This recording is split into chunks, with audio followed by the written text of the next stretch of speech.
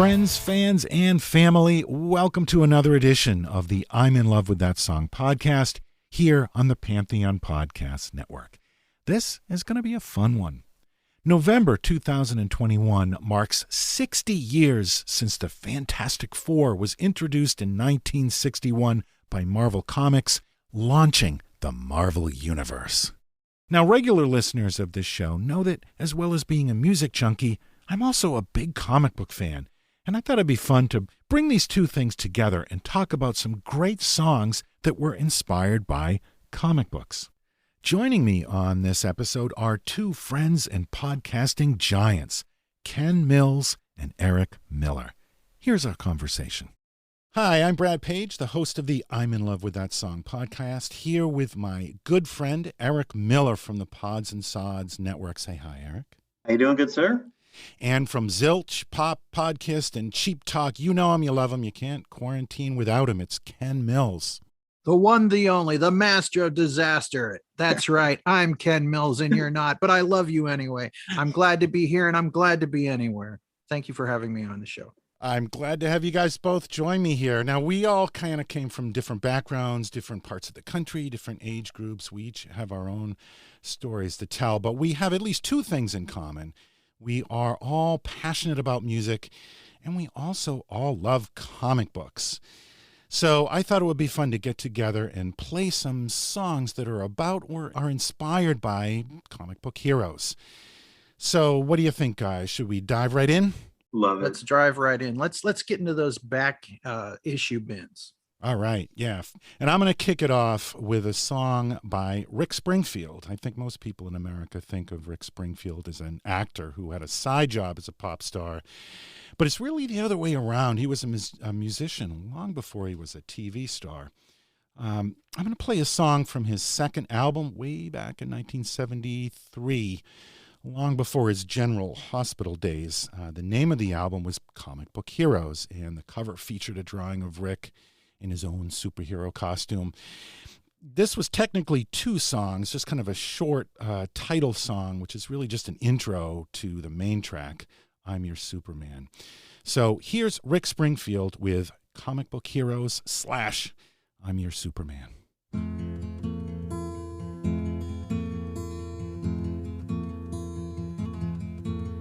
There's times when real people let me down, when the temperature falls to 0. I curl up by the fire with a good book, and for a while I am a superhero.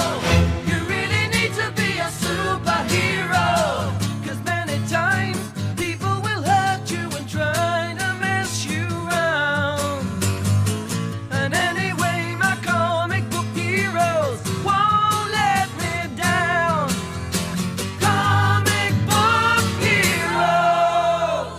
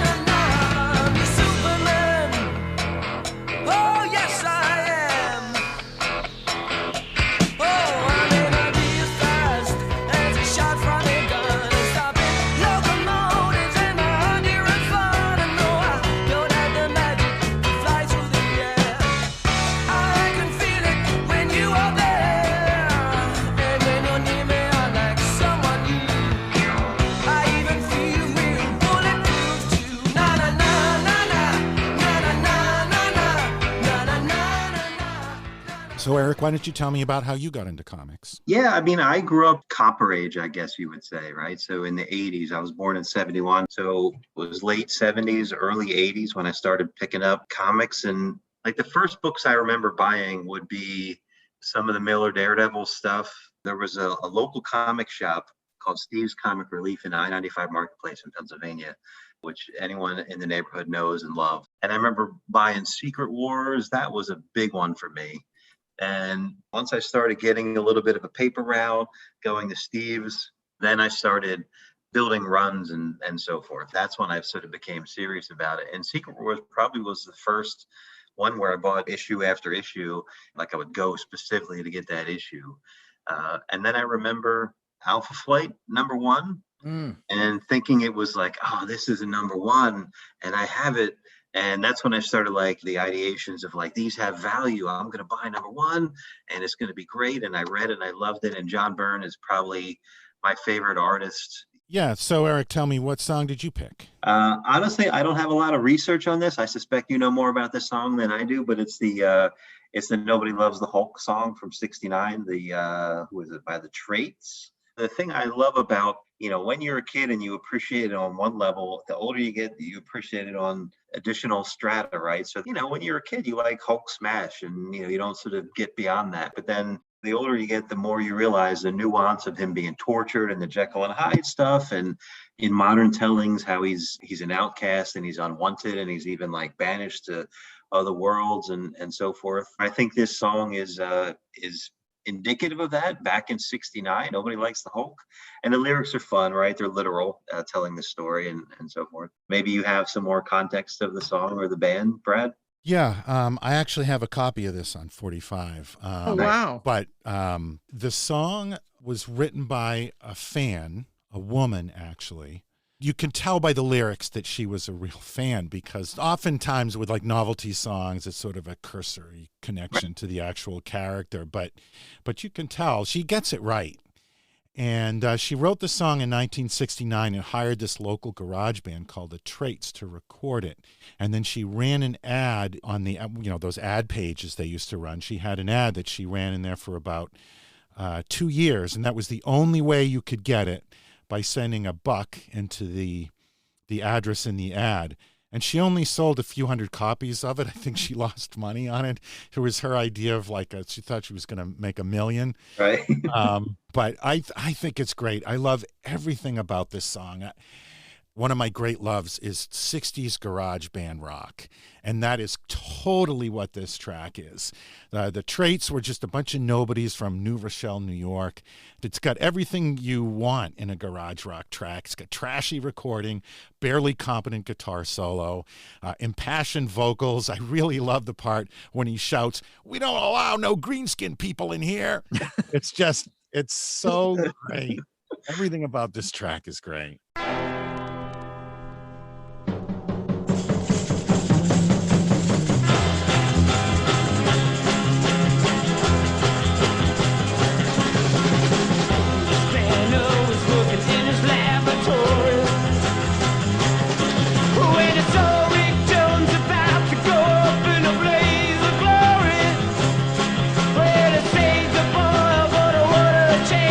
Explosion made him feel so strange.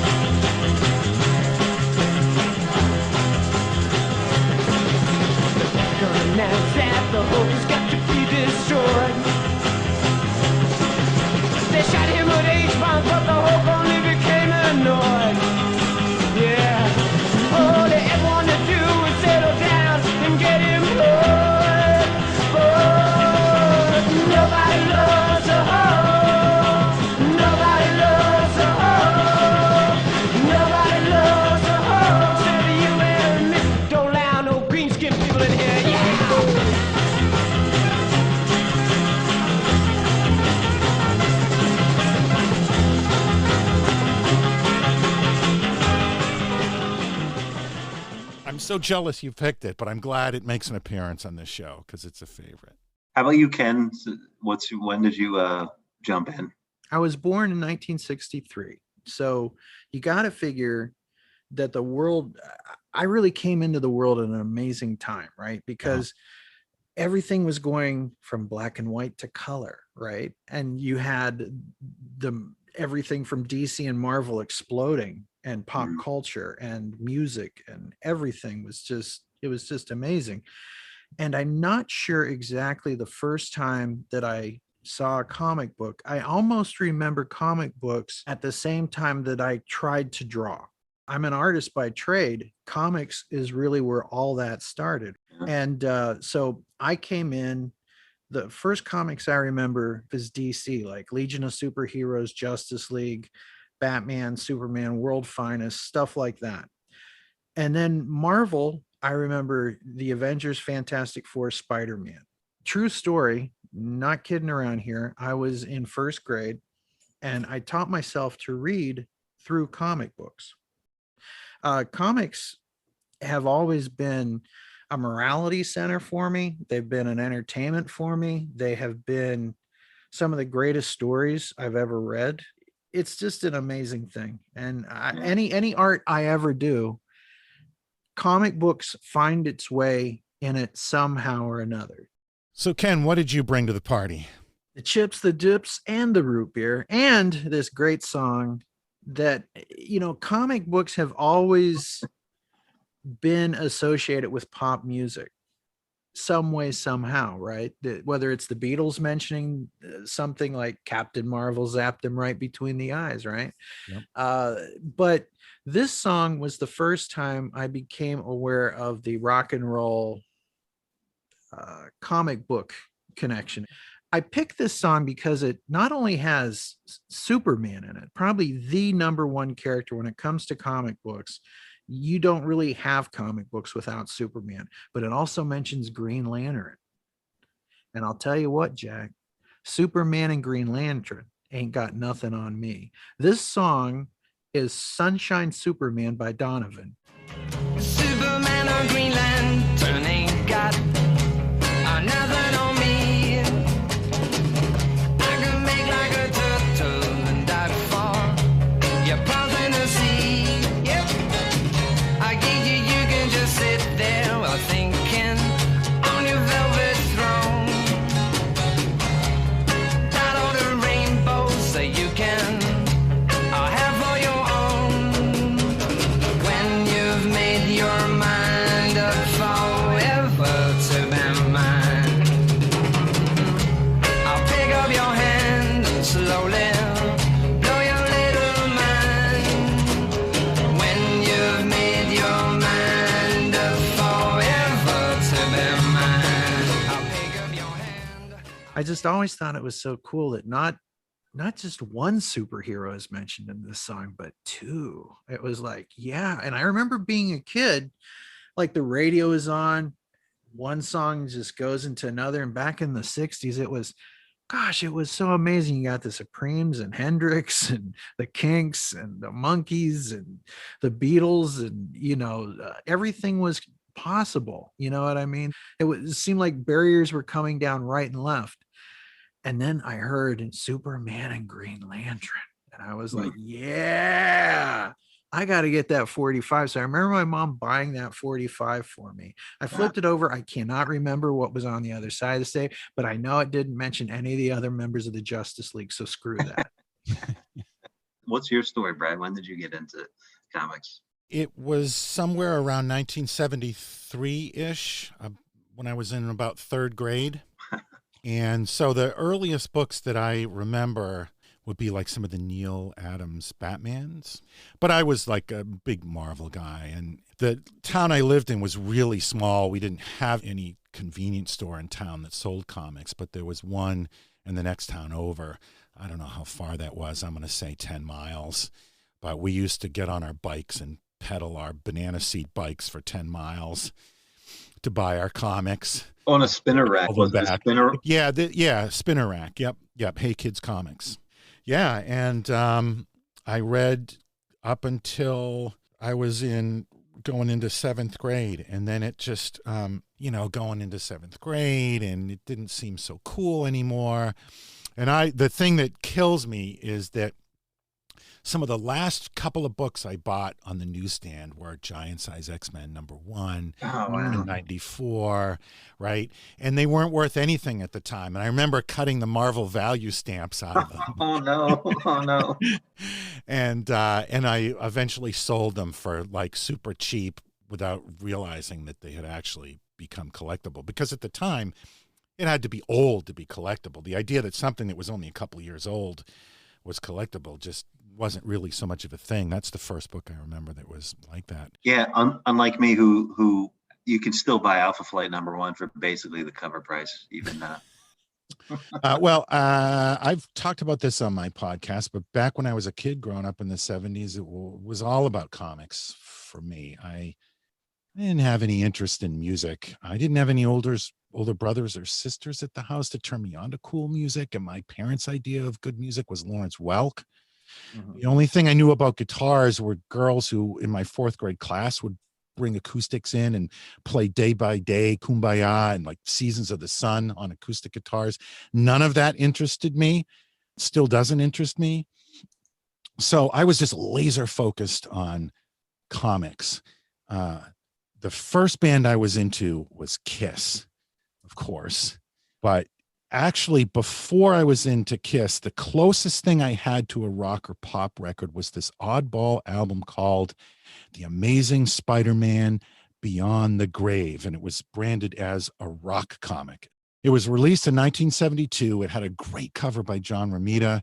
Inside the gatefold album cover, there was a comic strip that you would follow along while listening to the album. The character of Peter Parker was voiced by that actor, Rene Auberjonois. I butchered that, Yeah. but you know who I'm talking about, right? He was on Mhm. Star Trek for a while, I think. Odo, yeah. Yep. Deep Deep Space Nine. Space Nine. And he was also on Benson He was the Right. Yeah. and on Boston Legal, and I can give you his entire IDB. He had a long career, and I think he just passed away fairly recently. Yes, he did. Remember, It's but sad to hear. yeah, so he played Peter Parker, and in between the action, there were these pop songs that sort of would match the mood of the story at that moment. They're all original songs, were written specifically for the record. They're credited to the Web Spinners, which are just a bunch of studio guys, but the lead vocals were by Ron Dante, who was also the voice of the Archies. Oh, no. So I'm going to play the theme song from this album, which, and this may be a controversial statement, but for my money, this is the best Spider-Man theme, better than the one we all know. This one, I just love it. It features some great wah-wah guitar through the whole track. There's a key change in the last chorus and great vocals by Ron Dante. He even refers to Spider-Man at one point as the sex machine. So check it out. This is the Web Spinners with the theme from The Amazing Spider-Man. Crawl like a spider, love like a man. Everybody's talking about that Marvel Spider-Man. Amazing, amazing. How does he ever win? Move like a spider, groove like a man. Walk crawling superhero, your friendly Spider-Man. Amazing, amazing. How does he ever win? Product of the American dream. I see him fly. No one made a sex machine.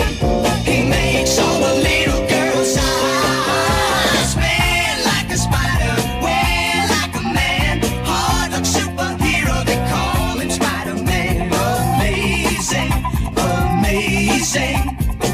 How does he ever win?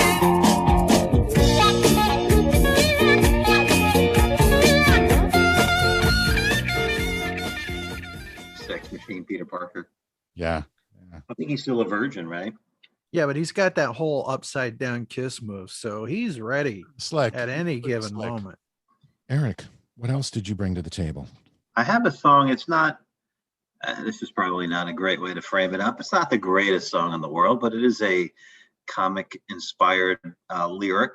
It's by the band Styx, and it's Captain America. This is around 2000 or so. And the one thing about Styx that's I always appreciated about them is they lyrically they could touch on sort of dystopian things and sort of undercut American tropes, Sweet Madam Blue, Miss America, JY. This is a JY song.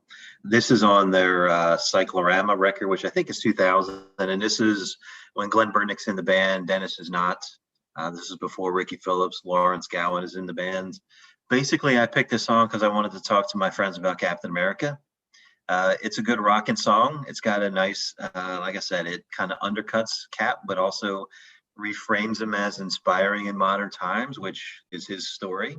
So here is Sticks with Captain America.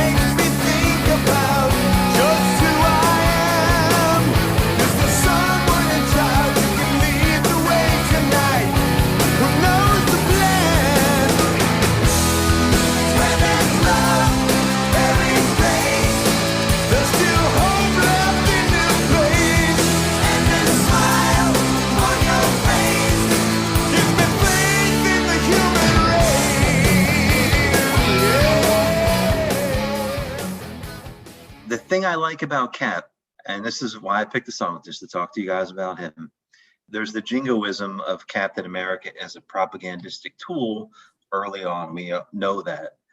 But by the time I was reading Cap, he would very much reveal corruption in his own government. He rose above just being a tool of an empire and actually being defiant with his uniform in the pursuit of justice, the more perfect union, if you will, right? Pardon the cheese. But that was what I was moved by with Captain America. And damn if that didn't inform my politics, if you guys know my politics, right?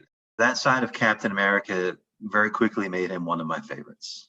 So what are your thoughts on Cap? I know Brad. Cap is my favorite character. Captain America can be, on the surface, he looks like such a boring character. But if you find a writer and an artist who know what to do with him, watch out. You'll get nothing better than this. I'll go to my next song pick. Right okay? All right. There is nothing more exciting. There are a few images in this world that are as exciting as what I'm going to talk about next. And I'm not necessarily talking about what the character means or whatever, but it's all wrapped up in so many different things, whether it was like, hey, it's coming on. Tonight's the night. You want to get in that bathtub and get all nice and clean and put on your Batman pajamas, because tonight we're going to find out how Batman and Robin survived the Venus flytrap. Is it possible that they can do that?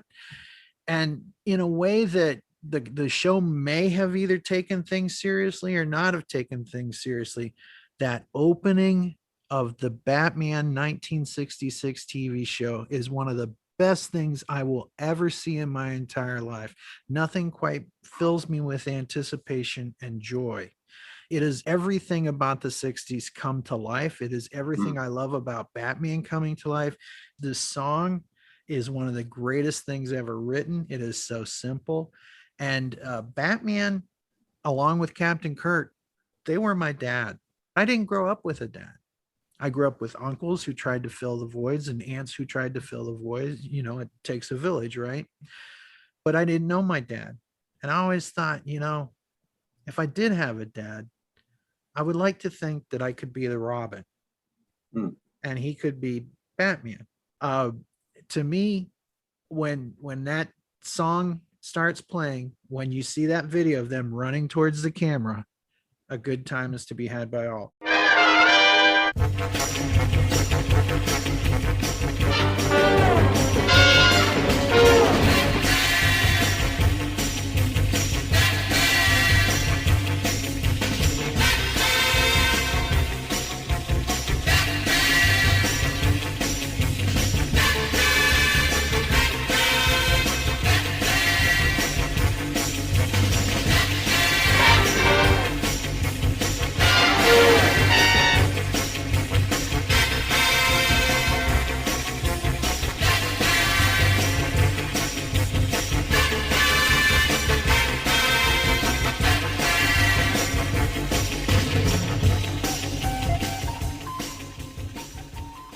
that song it's just so iconic. It's got to be one of the greatest TV themes of all time. Yeah. On so many levels.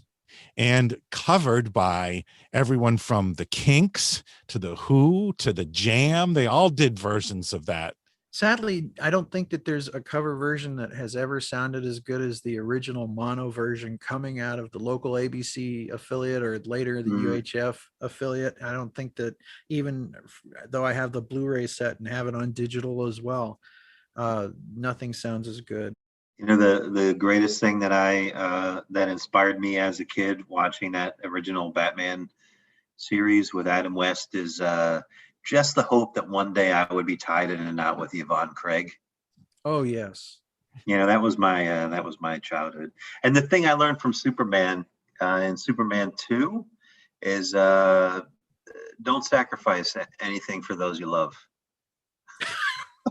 That's not the message. Isn't that the moral of that story? Otherwise the world could get destroyed by Zod, Non, and Ursa.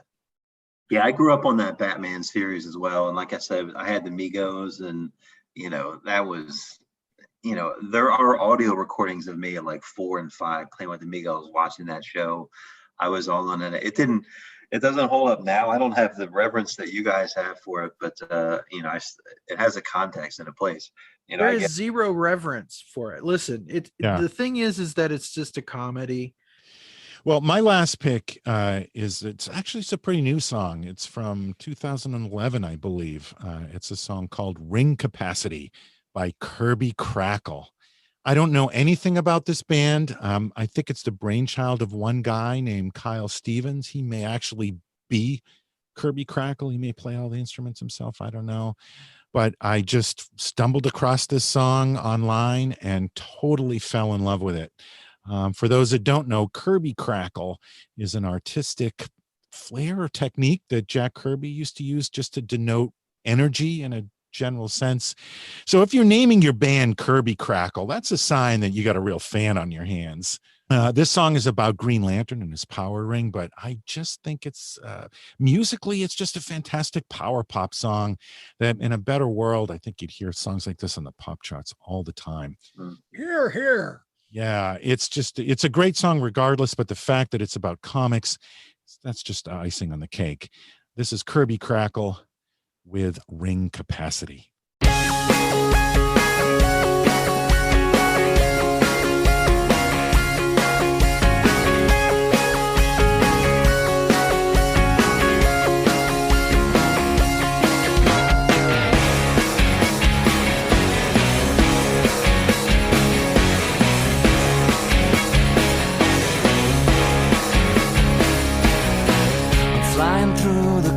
Space. It seems I've yet to find my place. I'm guarding 2814. I don't know why it's chosen me, but from the corner of my eye I catch a glimpse of evil light. The fear tries to swallow me like I'm just some guy with an emerald. Ring capacity 90.1. Ring capacity 79. Ring capacity 68.5. And now I'm fighting for my life. Ring capacity 90.1. Ring capacity 79. Ring capacity 68.5. And now the trick's to stay alive.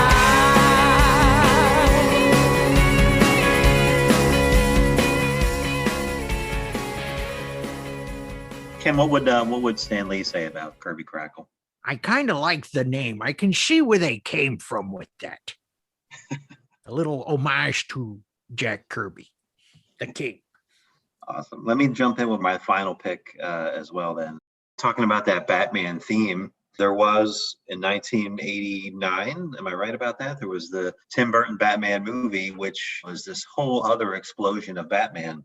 It came off the heels of Frank Miller's Year One, Killing Joke, Alan Moore. And that was the Batman that I re-embraced. You know, this was the more adult Batman that spoke to me more in my teens and then 20s and so forth. And, you know, the Tim Burton movie at the time was kind of dark. You know, Jack Nicholson was dark. He killed people. He was a murderer, right? I understand Batman for kids, and I'm all in on all of that, right? Mm-hmm. But, you know, I'm not a kid anymore, so I like darker Batman stuff. I didn't mention it, so it's my next song is Prince's Bat Dance because we're talking about the movie. This is a crazy ass song, Bat Dance, because there's not like a chorus. It's just like this 7-minute just audio clips from the movie. But if you knew this at the time, you were all in. Like, I know every note of this song and every line. You can imagine every scene that it's pulled from. Stop the Princess, who is this, right? Every bit. It's just so classic. I was rewatching it, preparing for this, and just every bit of it's so great. Prince with the costume, half Joker, half Batman. How cool was that? Oh, just absolutely brilliant.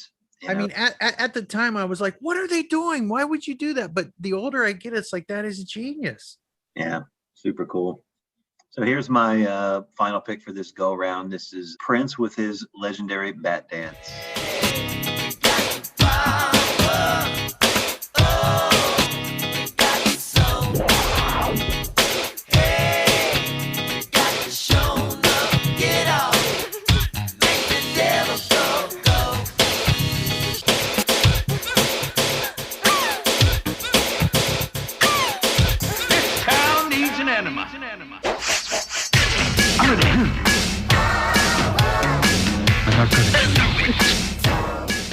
That is a great pick, Eric. I love that song. Prince is just a genius all the way around.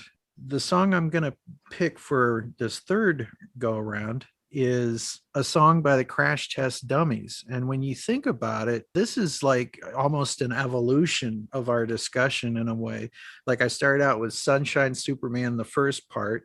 And then in the second part, we did the Batman TV show, and now I'm doing Superman song by the Crash Test Dummies. And this song, there's no real joy. It talks about Clark Kent, having a rough time of things, right? And it's almost a more realistic look at Superman, if you will. So this song is almost like a grown-up version of the other songs that I picked. What's an adult Superman have to do to get by in this world? Sometimes when Soup was stopping crimes, I'll bet that he was tempted to just quit and turn his back on man. Join Tarzan in the forest.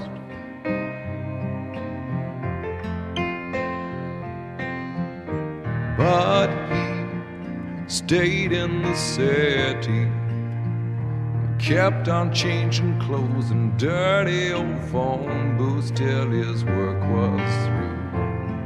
He had nothing to do but go home.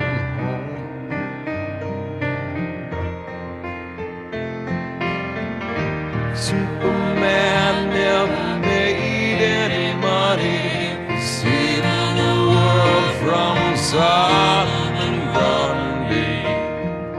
Sometimes I despair the world will never see another man like him.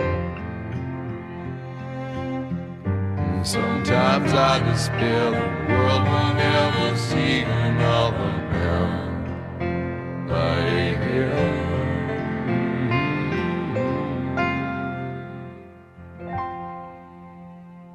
Well, I just want to say thanks, you guys, for joining me to talk about two of my favorite things, comics and rock and roll. So thanks for coming on, Eric. I appreciate it. Thank you, sir. I appreciate you and Ken. And Ken, thank you very much for coming on. We will have to find another comics-related subject to talk about. This has been great. Oh man, I've been brainstorming. I've got you covered for the next 7 years or so. Let's do it. I didn't even mention my foreign comics. This whole thing. Yeah, Plug that real quick. Oh, I collect foreign comics, and I have a podcast, Foreign Comics Calling Podcast, with my friend Ken Worthing, Matt Roybal, and Stephen Bagley. We do a Foreign Comic Calling Podcast. We talk all about foreign comics. It's a whole other subculture of comics. I could talk to you guys about comics all day long, so I thanks for the opportunity to do so. And just a request, can Ken close us out with a little Stanley? Excelsior, true believers. We want to thank you for listening to Brad Page, Eric Miller, and Ken Mills. Face front, true believers. Awesome. Awesome. And thanks to everyone for listening. Let us know what your favorite comic book related songs are. Visit our Facebook page or our website, lovethatsongpodcast.com, or send an email to lovethatsongpodcast@gmail.com. This show is part of the Pantheon Podcast Network, the place to find a ton of podcasts on your favorite bands and music. Check them out. And we'll be back in 2 weeks with another new episode. Thanks, everyone.